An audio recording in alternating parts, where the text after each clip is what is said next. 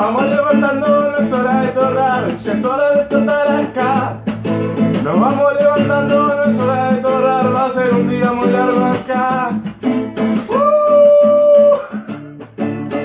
Levántate, hijo de puta. ¿Qué te pensás? ¿Que vas a venir acá a dormir todo el día? La concha de tu hermana va a estar un día solo.